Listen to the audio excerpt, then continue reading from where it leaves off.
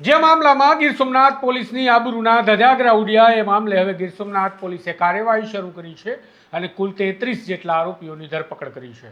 એસએમસીની team પર હુમલો કરવાનો મામલો હતો. એસએમસીની ટીમ જુગારધામ પર દરોડો કરવા ગઈ હતી, જ્યાં તેમના પર હુમલો થયો અને આખરે એસએમસીના પીએસઆઈ દ્વારા હવામાં 2 રાઉન્ડ ગોળીબાર કરવામાં આવ્યા બાદ મામલો શાંત પડ્યો હતો. આ મામલાને લઈ વેરાવળમાં અનેક તર્ક વિતર્કોની વચ્ચે હવે વેરાવળ શહેર પોલીસ જાગી છે અને આ મામલે ગીર સોમનાથ પોલીસ હવે શું કાર્યવાહી કરી રહી છે તેના વિશે વિગતવાર વાત કરીએ આ અહેવાલમાં. નમસ્કાર, હું છું આપની સાથે તુષાર બસિયા અને આપ જોઈ રહ્યા છો સ્વમાન.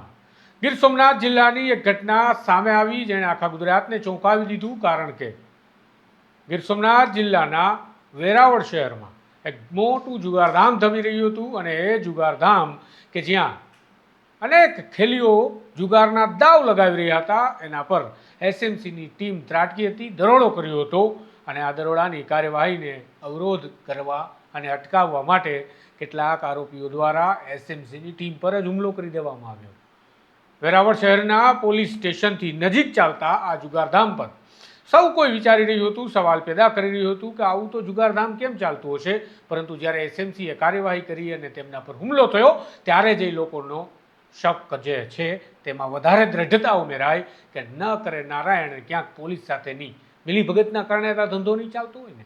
ખેર, એસએમસી પર જે હુમલો કરવામાં આવ્યો એ બાદ એસએમસીની ટીમ દ્વારા 2 ગુનાઓ નોંધવામાં આવ્યા હતા વેરાવળ સિટી પોલીસ સ્ટેશનમાં, જેમાં એક ગુનો જુગારધાલાની કલમોની હેઠળ નોંધવામાં આવ્યો હતો, જ્યારે બીજો ગુનો પોલીસ પર એટલે કે એસએમસીની ટીમ પર જે હુમલો કરવામાં આવ્યો એ હુમલા મામલે નોંધવામાં આવ્યો હતો. ત્યારે હવે ગીર સોમનાથ પોલીસે આ જુગારધામના જે જુગારીઓ હતા તેમાંના 34 આરોપીઓ પૈકીના 13 આરોપીઓને ઝડપી લીધા છે તેવી માહિતી આપી છે. જ્યારે પોલીસ પર જે હુમલો કરવામાં આવ્યો એસએમસીની ટીમ પર તેના 40 જેટલા આરોપીઓ છે, તેમાંના 20 આરોપીઓની ધરપકડ કરવામાં આવી છે. આ મામલે ગીર સોમનાથના ડીવાયએસપી દ્વારા માહિતી આપવામાં આવી હતી. ડીવાયએસપી ચેતન ખટાણાએ આ ધરપકડની સત્તાવાર હવે પુષ્ટિ કરી છે અને કહ્યું છે કે હજુ આગળની તપાસ ચાલે છે અને વધુ આરોપીઓની ધરપકડ કરવા માટે ચક્રો ગતિમાન કર્યા છે.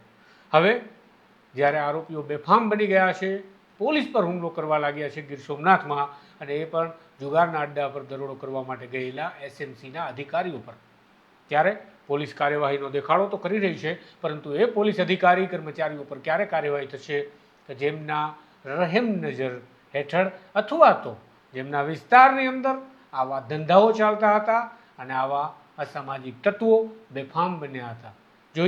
રાહ જોઈએ છીએ ક્યારે આ પ્રકારની કાર્યવાહી થાય, કારણ કે કાર્યવાહી તો જરૂરી છે અને જો કાર્યવાહી નથી થતી તો લોકો જે ચર્ચા કરી રહ્યા છે કે આમાં ક્યાંક ને ક્યાંક મિલીભગત પોલીસની પણ હોવી જોઈએ, એ ચર્ચાને બળ વધુ ને વધુ મળતું રહેશે.